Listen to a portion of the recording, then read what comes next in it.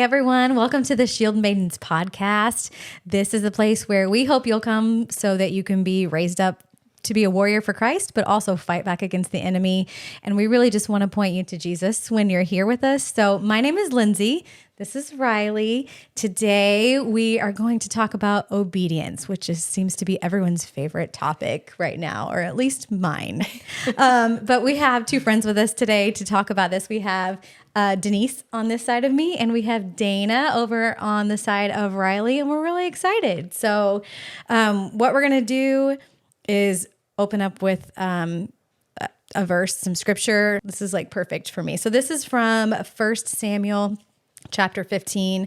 It's verse 22. And we can kind of go into maybe some of the background of what happens with Samuel and King Saul in this to know what's happened. But the verse we have in verse 22 says this, and he's talking to King Saul at the time. So Samuel said, "Has the Lord as great delight in burnt offerings and sacrifices as in obeying the voice of the Lord? Behold, to obey is better than to sacrifice, and to heed than the fat of rams." So there's that fun thing to start us out. Obeying is better than sacrifice. What do y'all think about that? It feels like a sacrifice to obey sometimes. Yeah. Agree with that. Definitely. Yeah, For sure. And it reminds me of just relying on my own strength, right? A sacrifice is something I can do. Mm-hmm. Obeying is laying something down, so not something I'm doing. So similar, Lindsay. I'm learning that. Yeah. It's really hard sometimes. Mm-hmm. But it seems to be a topic obviously believers are going to deal with over and over and over. And it really should be in our daily lives, obedience to every aspect of what God is asking us to do. But sometimes it's easier than others. So, Well, I don't think it's supposed to be easy no. because then growth wouldn't happen. Yeah. That's true. That's But always it's not the always result. supposed to be fun. Well, to give a little context, if it's okay, from this chapter, what was happening. So Saul is the first king of Israel, and he has been anointed as the king. He's serving as the king. Samuel is the prophet at the time over Israel. This starts at the beginning of chapter 15. I'm not going to read it all, but basically what happens is God tells Samuel to tell King Saul to go and annihilate basically the Amalekites, this group of people that had done evil to the Israelites as they came out of Egypt. And, it's hard for us to think about sometimes the Old Testament ways of things happening when God says, like, get rid of a whole people group. But if you think about it more as this was literally evil, they were harming people, hurting people. God is wanting to get rid of this evil, right? They've also hurt his people. So he tells them to go destroy every person, all the livestock, everything they owned. Don't bring anything back. Cause he says, let me try to find where it said it. Saul gathered the people. He had 200,000 foot soldiers, 10,000 men of Judah.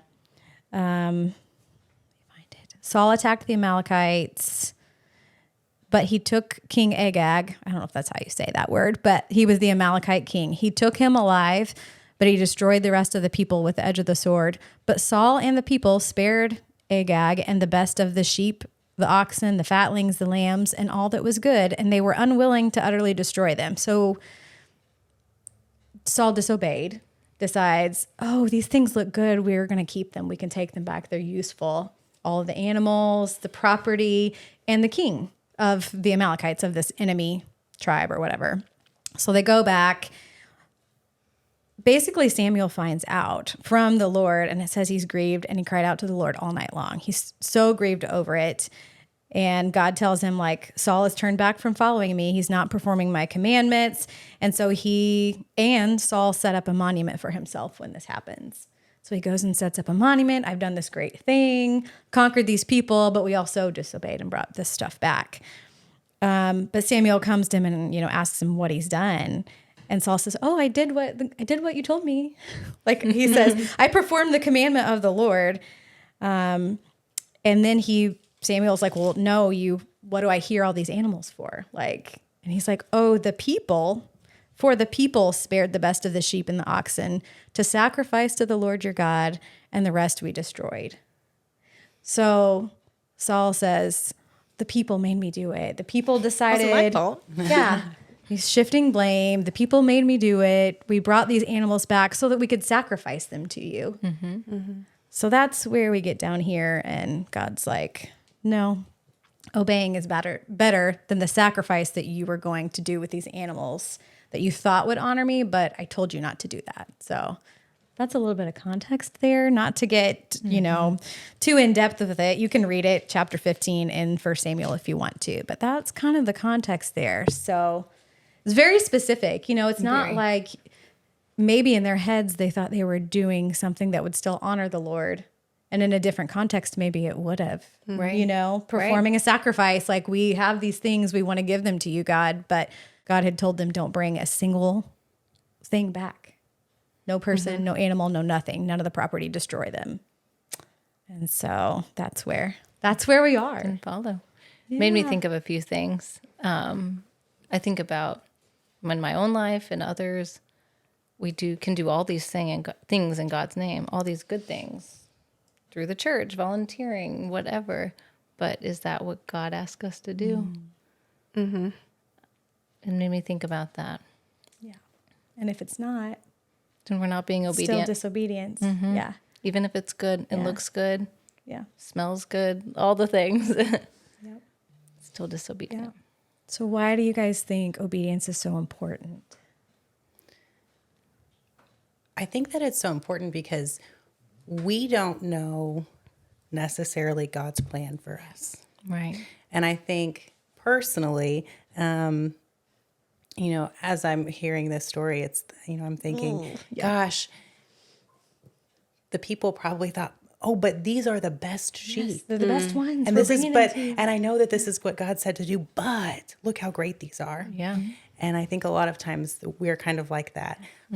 We start listening to God, and maybe God says, but I have a different plan. And we're like, no, but wait. This was Let so me good. show This you was how so good this can be. And God's like, but that's not what I told Right. you to do. Because we don't know how good it can be. Yeah. That's the truth. Yeah. Yeah. And he's, like you said, he's outside of time. Right. He knows everything, the end from the beginning, and we clearly do not. And we don't remember that. Every single day I don't remember that. Yeah. That he knows better. It's hard to remember that someone else knows better for our life when we're living it, I think, when we're in it and we're like, oh, but what about this? This seems so great. And so I think it can be really hard to be obedient when you have all of these things in your face that maybe look good or sound good. But when God's telling you deep down, Right. that that's not the right way, what he wants, what he's asking you to do. So good. For sure. Yeah, because it can be something that's not necessarily bad. Like you said, they Right. took these animals, they were the best of them. They brought back the best, thinking they were giving that to God. They brought back the king, probably thinking that he would serve them, is my guess. I don't know that, it doesn't say it, but I've experienced this personally. I've been doing something that was not a bad thing that I felt like God gave me to do at some point, or allowed me to do, and then tells me not to. And I'm like, wait a minute, what? Where is this coming from? But it's the same thing. Like, if he says no, he says no. Right. And he knows better. But that's just hard. So, For sure. do you have something? Sorry, I feel like I No, kinda you're cut fine. you off. No, you're fine. I just think that when I'm in the face of obedience, like whether or not I choose to follow or, go my own way, which never happens, right? I just have to ask You're myself, like, perfect. who am I chasing? Like, who am I chasing my own desires? Am I chasing the approval of others? Or am I chasing Good, Riley. a holy God? Because whichever one I follow, they're very different paths, and only one leads to everlasting life and peace, patience, and all the fruits. Yeah. And so when we, take God's instructions and then alter them our own way, which is really easy to do. Like you said, the best sheep, right? When we add our own little flair on it, it's actually not obedient, and it won't give us the most fulfilled life that he has planned for us. I try to think about it with like how we are as parents to our children. Like, why, Mom, do I have to do this thing? Well, even if I explain it to you, you probably won't understand it. That's how God feels about me all the time. Like my little child, your brain probably can't. You have no idea. It's like, give me that small teddy bear so I can give you the big one behind my back. Yeah. And when I think about it that way, it's just so sweet and loving. It's so kind. Yes, like obedience to him should be a joy. Obviously, we don't always look at it that way. And I'm talking to myself here. I don't always look at it that way, but he always has our good in mind. He is never going to do something that's going like meant for harm. Not that it won't be hard or that it maybe there might be pain with it that he knows he can use to mold us, to shape us. But yeah, if we look at it, again, it's a perspective shift in how you're looking at obeying him. It is a choice that we get to obey him because we don't have to. Like, he's not going to force you usually. Yeah. Because he's loving. Because he's loving. Yeah, he's a You're gentleman. saying it's sweet. And I'm over here playing the disobedience for my kids in my head and pulling out because I said so. How many times does God want to just shake me and be like, just do what I say? Finally, Won't you girl, do right? it? Would That's you what's get in it my together? Don't ask why for the 50th time. Just I know. Just do it. Yeah. With this just made me, I did mark this because I was reading this earlier and it makes me think of this. This is Isaiah 55, verse 8 and 9. And there's probably more that's probably very valuable in this too. But verse 8 this is God speaking. For my thoughts are not your thoughts, nor are your ways my ways, says the Lord. For as the heavens are higher than the earth, so are my ways higher than your ways, and my thoughts than your thoughts. So again, just, he's like, okay, like you don't see things the same way that I do. And I know better.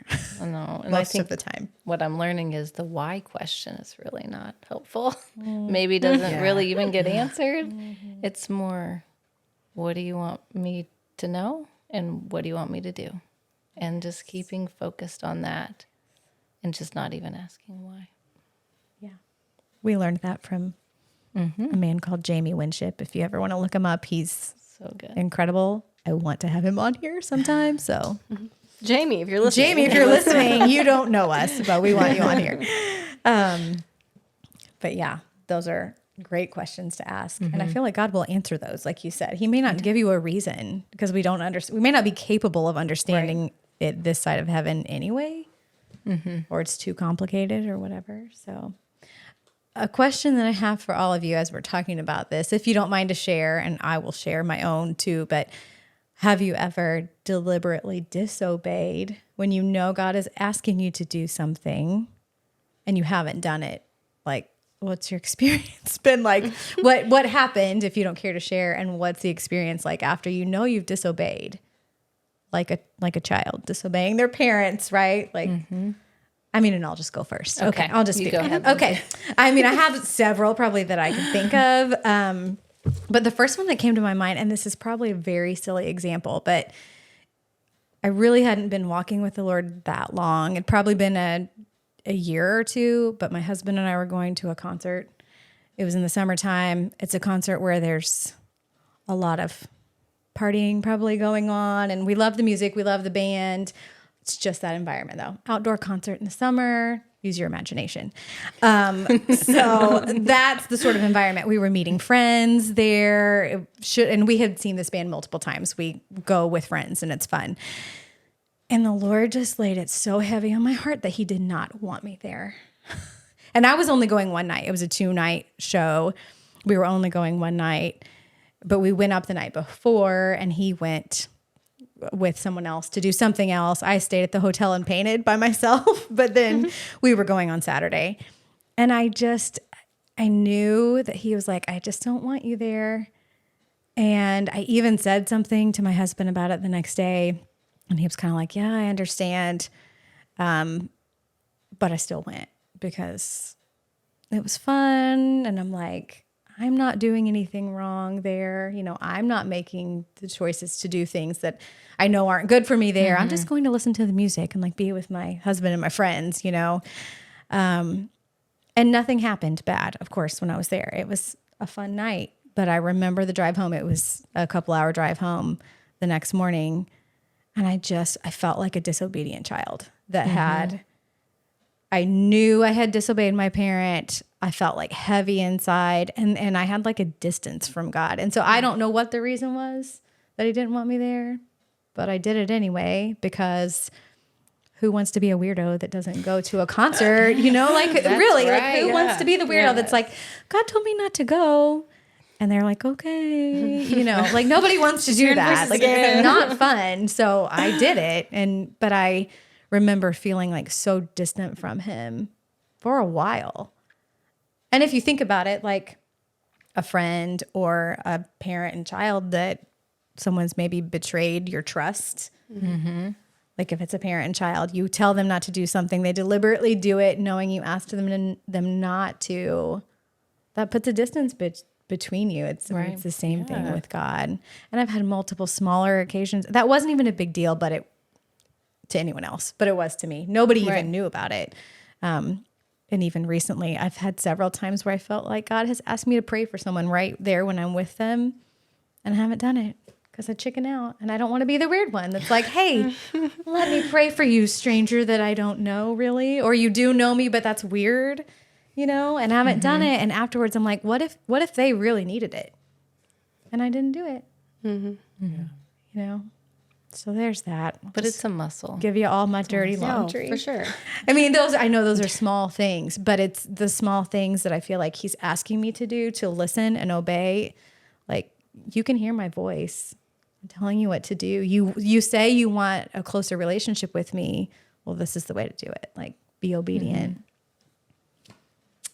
So that's not good stuff. Well, not good but stuff you to learn from disobey, it. but you do learn. But it's hard, you know. It is. Especially, and if you're questioning, is that really God, or am I just, why would he ask me to pray for this person right here? But that's it. You're not supposed to ask the why. I know right? that. I know, right? I know. What do you want me to do? I know. So I'm probably the only one who disobeys. For sure. I mean, I'm just like replaying all similar stories of my life. Yeah, all like, but those are, again, like, they're small, but it really does happen, and you remember it because it shapes you with it. So I very specifically remember one moment in time where I was in the middle of disobedience. God has a unique way of talking to me, and it's through writing. And I can't explain it. I don't really know. I don't understand it all the time, but I just feel like every once in a while I get a message and it's just been downloaded into my brain. And all I can focus on is getting it out, like typing it out or writing out or whatever. And I had one of those moments, and it was on the topic of marriage. And I was just like, I've only been married 9 years at the time. Who am I to talk about why this is really hard? Like, I'm not going to say this. And, so I had told God, no, I'm not going to, this one's not going to get sent out there. This one's not going to get sent. And I had a Bible study later that week, and my friend Ashley, she was a pastor's wife. And so I was just like, well, maybe I should have her read it. I don't know. I went back and forth. I was still like, yeah, it's probably not. And I wanted her to tell me, this one's too heavy. You should probably just, backspace on this. And I explained to her the situation. I handed it to her, and she handed it right back. And she said, I'm not reading it. I was like, what do you mean? She goes, if God told you to do it, your job is to do it. I was like, well, that's not what I wanted to hear. don't tell me that. But she goes, I don't care if 1,000 people hate it. If it's for the one person, you have to do it. It's like, okay, fine. So, tears in my eyes. I went home. I was like, oh, fine, I'll do it. And I don't want to, because this sounds, I don't know, like I'm on a high horse, and I'm not trying to be on a high horse. I'm just trying to get the message. And so I did. I posted it that night, and within 20 minutes, I had someone reach out to me and be like, this is exactly what I needed to hear, and explained her situation, that she was in her marriage that was falling apart, and one line in the post said something about, if you've got your foot halfway out the door, I want you to put it back in and shut the door. And she's like, that is exactly what I needed to hear. And I just broke down. I was like, whatever you want me to say. If it's for the one person, fine. Like, I will put, my character on the line for your message, because it's just not worth it to not do it. Because, I mean, that girl, her whole life could have changed just because of the message that God wanted her to hear. And it was heavy. It was really heavy. But I was very thankful for my friend making me uncomfortable in that moment. Yeah. Yes. For sure. Yeah. So it's not always easy. So good. I feel like it's usually not easy. Yeah. I didn't want to. Yeah. Let me make that very clear. Yeah. I think sometimes when we're disobedient, for me, I think of a situation that, and Riley and I have talked about this. It was big. It was my whole world. Yep. My whole world. We own a business, and we have 4 kids, and we're both in it full time. And we had an opportunity to move, and it was a dream that I'd had for so long. And every time we were closer to our dream, there was a roadblock, and I was so angry at God for so long, because I kept saying, why do all of these things keep getting in the way? The closer I get to my goal, I felt like the rug was just ripped from under me. And we were presented with an opportunity, and I prayed about it. And I talked to a really close friend, and she said, you need to pray about it, but you need to go there. So I went to the new property, and I sat on the ground in the grass, and I prayed. I love it. And God told me no.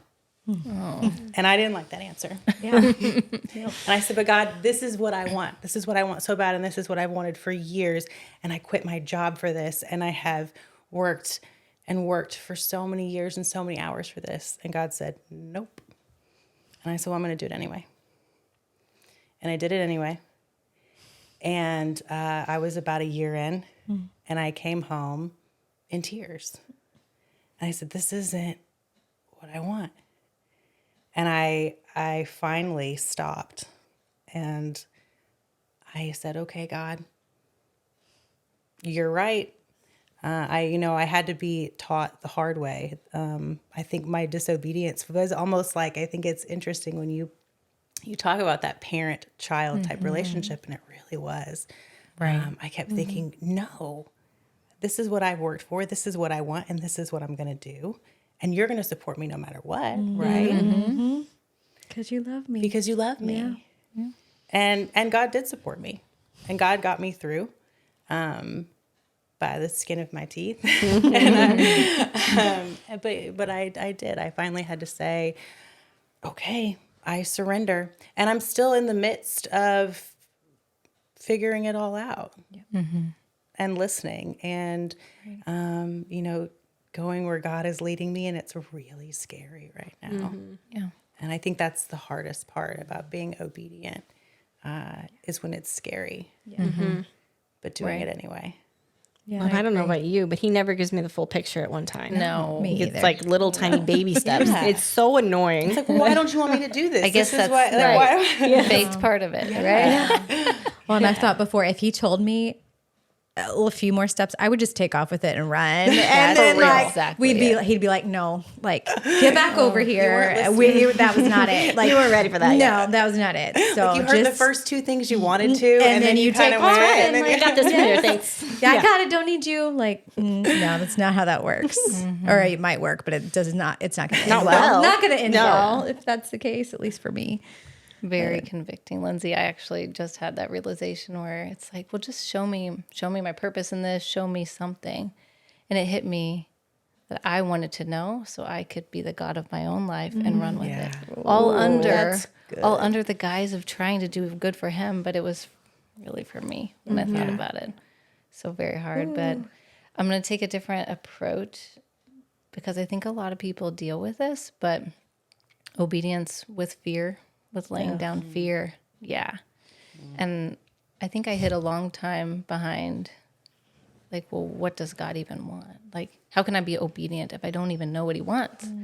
It's all right here. If you know him and you know his character, it's pretty easy to figure out. And then you just spend time with him. So he sat down, or I sat down with him. He's always there.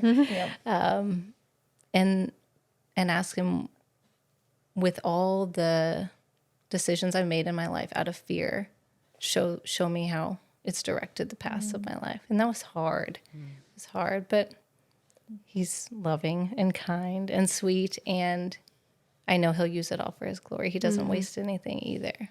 But like you, Dana, I had to do it wrong. I had to disobey for so long and come to terms with it so I can now grow and move forward. Okay, thank you for sharing. Thank you all of you for sharing. I know that's like not easy to talk about the things that you've deliberately maybe chosen to do, or maybe not even deliberately. Like sometimes we don't realize, like just our eyes have not been open to the fear that we're following, or whatever, whatever it is, schemes of the enemy. We just don't know sometimes. And especially like disobedience before I was walking with Christ is a whole different thing, because that's not even disobedient, because you may know, like you might have some conviction. Like I had times where I had conviction on things I was doing, but I flat out ignored it because I wasn't walking with him at all. I didn't have a relationship with him. So that's different, but you may be experiencing that too. And if you are, I just encourage you to go to the Lord and seek his face, like ask him. But anybody else have anything on that question? I have another question, but if anybody else has questions, ask them. So. I just think I just love that you say, if you don't, just go seek the Lord. And all you have to do is ask. Ask him. You know, I was at a really awful point 6 or so years ago. And I grew up in the church. My dad's a pastor. My stepmom's a pastor. My brother's a pastor. And I did not have a good relationship with the Lord. And I was physically ill. And I was at a wellness practitioner. And she looked me over and she said, I can tell you right now, your biggest problem is that you don't have a relationship with God. Whoa. What I love her. She said, what kind of health practitioner, because I need that I could person. prescribe lots of things for you. She said, until you know God, you're going to feel like this. Wow, we need and more of that. I was still disobedient in that. And I thought, how is God going to help me feel better? You know, but I think it is important. Just ask and just start that relationship, even if you don't know what to say or do or where you need help. I think you don't have to come to him like with anything. In fact, you can't. Like we have nothing to give him, like of significance. You can come to him you should come to him completely broken, because that's where we all start out, like completely broken. I feel like that's generally like where he can use people the most. If you are at the bottom, like you have nothing left to give, and you come to him, like. And he's so kind. Like you said, he's so kind. He is there. He is waiting like a father, a good father that is waiting on you to come home and talk to him. And he will tell you what to do. Like we have to listen, but he wants to talk to us. He wants to talk to us. Like, our God is alive and we get the privilege of hearing his voice whenever we tune in. And that is what separates us from every other religion. Yeah. Right. Every single one. Right. Yeah, he says, my sheep know my voice. But John 10. if you start ignoring the voice, it gets quieter. It does. Not because he doesn't want you to listen. It's just because you're tuning into a different radio frequency. Right. You're tuning him out and it'll get quieter. Never experienced that. Just kidding. No. You know, my 9-year-old asked me last week, how do you know when it's God speaking to you? And I was like, well, this is hard to explain to a kid. Great question. Do you want to come on our podcast? I was like, maybe we should interview you. But the more you tune in, the more you know. And I just explained to her, like, you know, even in utero, in the womb, you could hear me speaking and you could hear Dad speaking. And when you came out and I put you on my chest and you looked up at me, you knew who I was because you had heard my voice. And so all you have to do is tune in. All you have to do is listen, because he's talking all the time. That's so sweet. What a great And it feels like home, Yeah. right? When It's you hear calming. his voice, it feels like home. Yeah. I think I'm very practical, black and white. So I will sit down and say, quiet the voice of the enemy and quiet my own voice because I only want to hear yours now. Let's talk. So good. And he does? does. Yeah, he honors it, of course. Oh, that's so good. I love that. We need to do a whole episode about hearing the voice of God. Do you guys want to come back for that? Yeah. Okay. My other question, if we're okay, I didn't mean to abruptly stop that. What about times that you have obeyed or currently in the season of trying to obey? Because I feel like that's where I am. This whole year has been one thing after another, like bigger things to me. I'm sure they're not to anyone else, but have really affected my life or like both my business, just different things that have been big changes or affected my family in ways that are just hard. I feel like he is separating us, setting us apart, which is the definition of what holy is. But it's hard to be set apart and be different than the world when it doesn't necessarily make sense to you. And you're like, what are you doing? Like, I don't understand why you're doing this right now. Is it really that big of a deal?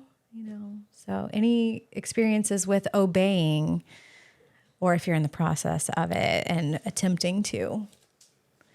I have one. It's a smaller-ish example, but like you said, it felt very big at the time. Here locally, I know a lot of you know there's a women's conference each year, and Christian, of course, and there was someone I really wanted to invite that I did not think would come and would be like offended for being invited. And I knew he wanted me to invite him. I bought an extra ticket for her. I just sat on it. And I couldn't do it. I couldn't face the uncomfortability, I guess. I'm making up words now too. Being uncomfortable and the rejection and what do people think of me, all the things. And about 2 days before, I was like, I'm going to do this. I have to do this. So I brought my kids in and I'm like, hey, I have to do this. You know this person. Will you pray about it with me? Oh. I know. And I invited her and she came and it was beautiful. And my kids got to see it. Oh. So he's so sweet. Awesome. That's not a small thing. That's a big thing. Yeah. And I love that you mentioned bringing your kids into it. Like they need to see us hearing from God, first of all, and obeying, or at least attempting to do what God is asking us to do. I think that is so important for them to know that that God will talk to them too. Yeah. And they also have a choice whether you obey or not. For sure. He's a personal God. He will talk to you. Just because you're young doesn't mean that he won't. And you also have a choice. And seeing the power of prayer with that. So good. Oh, cool. That's awesome. He is pretty great at answering their prayers. That's so awesome. I love that. I had my kids too, were kind of one of my kids was, and again, it's small, but we were on an airplane a few weeks ago and I just had one of my children with me, which is very bizarre for me to just have one, especially one of the twins. Yeah. So he's 7 and there was a man behind us on the plane that was having a medical emergency. Oh. And had to be, we had doctors, are calling for doctors. They're getting him out of his seat onto the floor. He was not conscious. And directly behind us. And my 7-year-old is kind of freaking out, right? He's not sure what's going on. He's not been on a lot of planes. He's kind of uncomfortable anyway. And in my head, I heard, just pray with him. And I thought, God, we are on a plane. Say what? There are all these people, right? And the people behind us, they've now moved and we're all crammed into one. And you want me to pray out loud. I don't know these people. And that's what we did. And we prayed out loud. And I think it was just really important for my son to be able to see that we don't always have control. Yeah. Right. But God does. And when we don't know what to do, we can pray. And we can show the people around us, right? God's love. And whether they choose to pray with us or listen, just be there. But we can kind of spread that love around and that love of God and Jesus. And Which is beautiful. Yeah, so good. Cool to see him in that setting. That's awesome. Riley, do you have anything? Well, I was just thinking, like, we're sitting right We know here. we have things that, yes, we know we both have things that are. But I was thinking, like, the moment that God gives you your assignment, it just grips your soul, right? Like, he's not going to let you miss it. And so it's your choice to say yes or no. But we're sitting here because of, just something that I was told to do. And I just, happened to bring my friend along with me. But step by step, God's called me out of an identity that I had put on myself that I did want, but he knows what's best. And so it's weird, and I'm changing and walking into a new thing, but I trust him. He's never let me down. Yeah, because he's not going to start now. Yeah. No. It's a good song. Yeah. It's playing in there. Yeah. I have, like I said, there's been multiple large-ish things, to me at least this year, but the one that's recent, and I know this will air past the time of when this happens, but I'll put it out there because it's vulnerable. I'm trying to be vulnerable. I wasn't asking God about this, but I was asking him to show me anything that was keeping me from him, that he didn't want in my life. And this was probably in August. So this was a little bit ago. And when I asked him this, I had asked him multiple times. And one day, like, he dropped it on my heart, like, so heavy. I felt like I had a weighted blanket on me for days, which sounds ridiculous, but like the conviction was so heavy, to not celebrate Halloween. There is zero judgment. There's no condemnation. Like, this isn't about Halloween. Like, for anyone out there watching or anyone here, like, that is totally your choice and between you and God. I wasn't asking him about it. I'm like, that's not, I didn't ask you that. But he, what's the question? Yeah, well, that was not my question. But I'm telling you, I felt like I had a weight on me, and I ignored him for days and days and days. And so much so that I just started to put like a distance between me and God, because I'm like, I can't deal with this right now. And this was like 2 months ago. It wasn't even close to it. I had plenty of time, but I'm like, I can't deal with this right now. My kids are going to revolt. Everyone's going to think we're weird. Like, this is not going to fly. I know this is not going to fly. But I finally, like, just after a week or so, I'm like, okay, God, like, I'm going to do what you want. Like, I don't know what I'm supposed to do. We live in a neighborhood with all of these people. It's just a big social event. It's fun. We weren't celebrating anything evil. We're not, I don't even decorate for it. Like, I put pumpkins out, but we don't do anything. But I know that he was asking us not to do the norm, like, of what everybody else is doing. And so I submitted, and my kids did revolt when we first talked about it. They slammed my 14-year-old son slammed the door to the car. And of course they were sad and upset. But I was just praying about it and asking God just to soften their hearts to it and to speak to them the same way. And I don't know if he did or not, but we've had multiple conversations since, and it's still hard. But the last time we talked about it, everyone was like, okay, can we still celebrate Christmas? No. Like, yes, we can still celebrate Christmas. So, it's, by the time this airs, that will already be past, but we've made the decision, of what we're going to do. And it's going to be different for us this year to create new traditions or what we're going to do.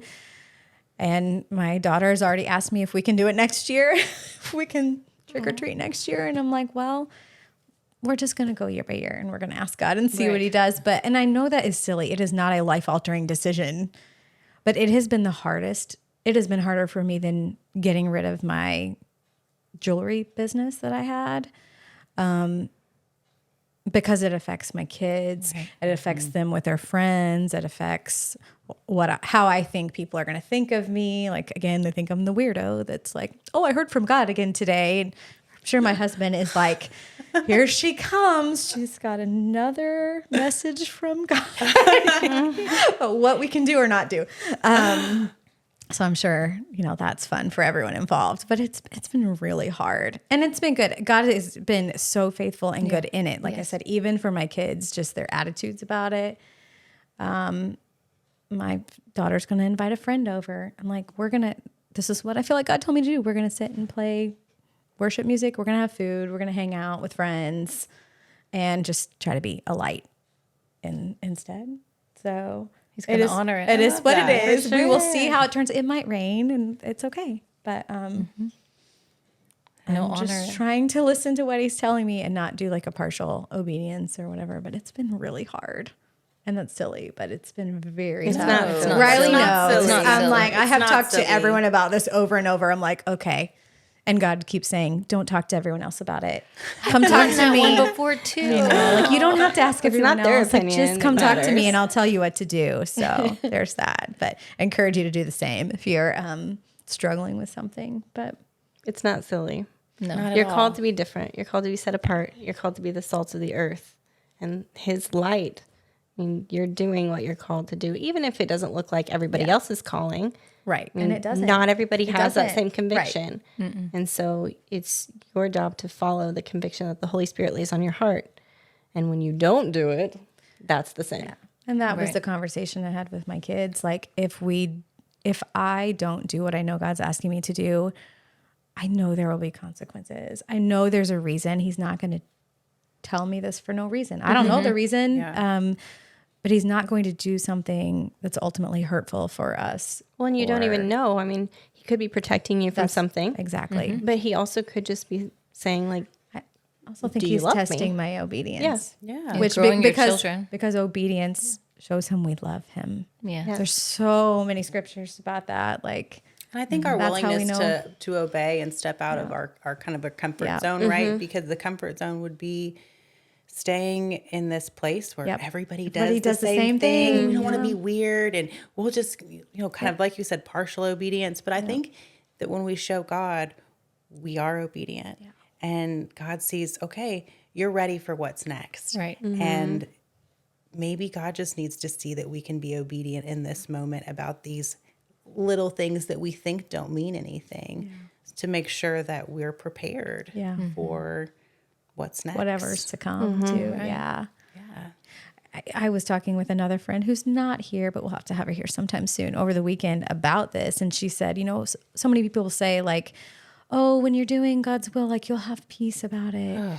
You're going to feel happy and peaceful.